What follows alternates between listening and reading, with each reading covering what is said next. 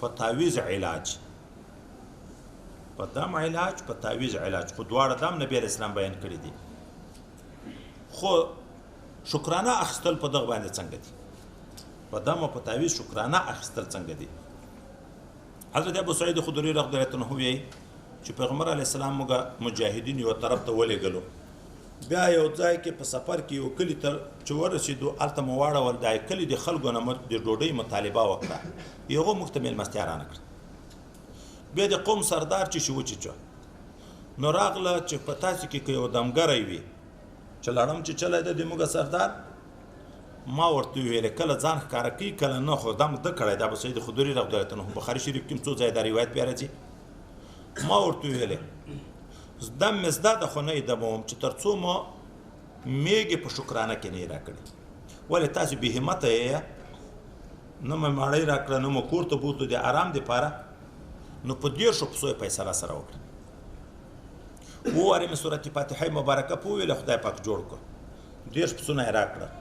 دلته د ملګرو په زړه کې څه اشتباه پیدا شي، لکه دا موجوده چې وایي چې لا تشترو بآیات ثمنا قلیلا، دا خو د قرآن اجرت واخیست. نو ومې تلوار مه کوه، خو پیغمبر علیه السلام ته به ورشو د هغه نه به پوښتنه وکړو. پیغمبر علیه السلام ته چې ورغلو نو هغه اول دا وویلې ته څه پوهېدې چې دا دم ده؟ د صورت فاتحې مبارکې یو نوم صورت رقیه. بیا ورته چې شکرانه اخیستل جایز دي، ما ته هم برخه پکې راکړه چې پیغمبر علیه السلام هم پکې غواړي د څه دپاره؟ د دې د ترتیب خاطر دپاره چې په زړه کې وسواس هم ور ونه ګرځي چې دا ناروا ده. دا بل روایت کې بیا دغه مضمون ذکر کېږي چې د مشر هغه شو، بیا راغله موږ ته مطالبه وکړه، موږ ورته وویل چې تر څو مر روپۍ هغه نه پسونه نه یې راته مقرر کړي، قطعه یو کنډک د میږو 10 میږې. او نبی علیه السلام ته چې ورغلو دا حال مو ورته ویلې، هغه بیا راته ویلې. او حدیث هم حدیث صحیح، حسن هم نه ضعیف هم نه، حدیث صحیح. اوس په دغه ځای کې په دغه روایت کې چې بخاري ترمذي اکثره کتابونه دې ټول ذکر کوي، په خپله خوله غوښتل شوې ده شکرانه، په خپله دغسې نه کم درته دم چې دومره رانه کړي. یو دوم واقعه د نسائی، ابو داود، ترمذي په بله نسخه کې یو واقعه راځي. علاقه ابن سحار رضی الله تعالی عنه یو صحابي ده، دی وی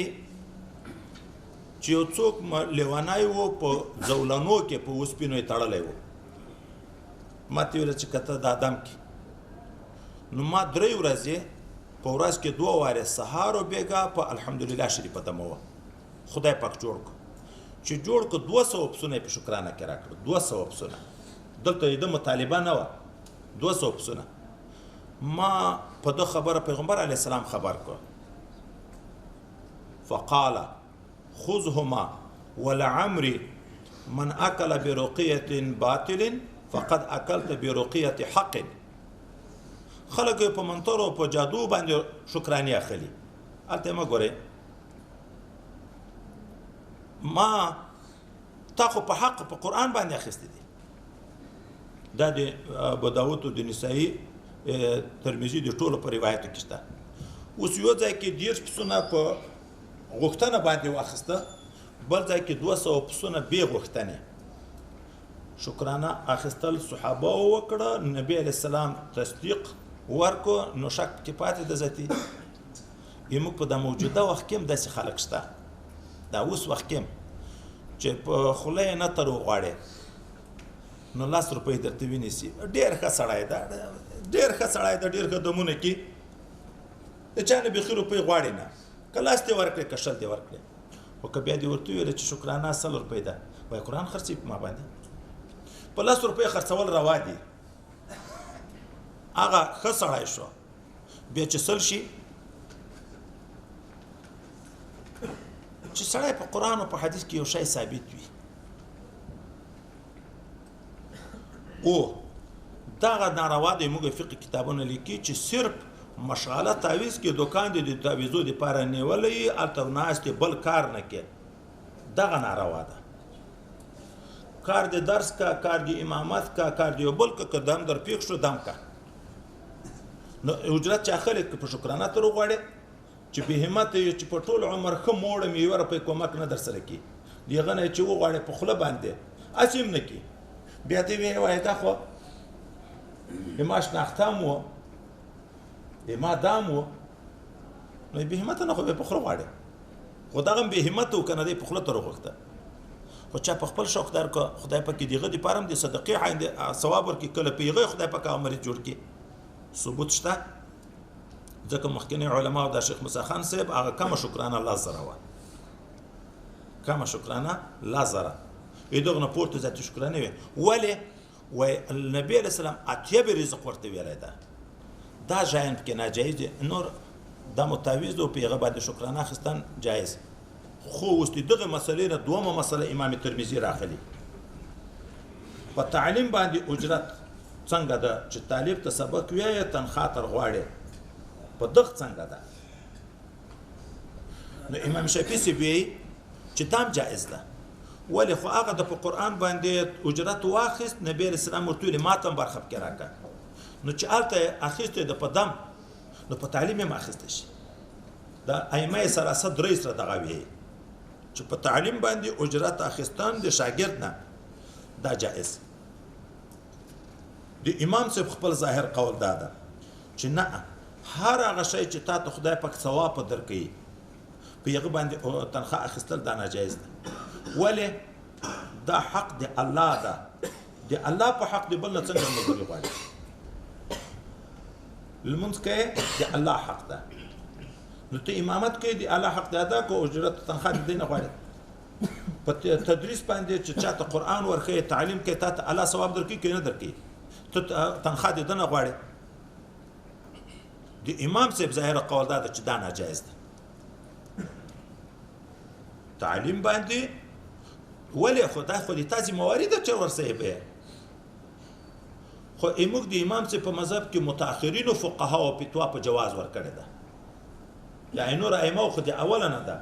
دغه متأخرینو فقهاو فتوا په جواز ورکړې ده ولې عذر هم دا ویلی چې مخکې وختو کې یو طرف ته د بیت المال د طرف نه امام ته خطیب ته مدرس ته تنخواهوې وې د بیت المال د طرف نه بیت المالونه ګډوډ شو حرام او حلال سره پکې ورک شو د علماو برخې پکې ختم شوې دوم طرف ته مخکینی علماو کې خپل شوق د طاعت او د ثوابو ډیر و د آخرت طرف ته سوچ و د دنیایي ضرورتو پروا نه درلوده وروسته هم بیت المال خراب شو هم د خلکو شوق کم شو نو که تنخواه نه یې څوک درس نه کوي بیا د دین ټول پاتې کېږي که نه پاتې کېږي حسن لغیره شو دا فتوا د جواز په دغه صورت کې شو اوس دا د موږ د وخت خلک چې دا څوک په شکرانه ناجایز بولي تنخواه په امامت اخلي که نه اخلي دا تعلیم دا بیا اول طرف ترمذي کې بیا را روان ده په اول طرف ترمذي کې دا علاج ده د علاج ذمهواري پتا ده تعلیم پتا ذمهواري ده چې خلک به په دین خبره ده و تعلیم وایي د تا ذمهواري ده او علاج خو مباح عمل ده کې نه کې څلور سره ائمه په اتفاق د څلور سره مذهبو په معالجه باندې اجرت اخیستن جایز ده په تعویض اخیستن د څلور سره مذهبو اتفاقي فتوا ده اول طرف ترمذي بیا را روان ده دا خو معالجه ده معالجه د چا خو پتا نه ده ته خو ذمہوار نه چې خلکو معالجه وکړي ډاکټر د معالجه کوي هغه ته فیس هم ورکوي 1500 روپۍ دوايي درته ولیکي 15000 روپۍ څوک رد کوي یا ظلم یې بولي معالجه ده علاج کوي وایي خو دا هم علاج ده دا هغه مرضونه چې اکثره وخت کې داسې پیږي چې ډاکټر د علاج نه قاصر شوی وي خو په دم باندې خدای پاک علاج وکړي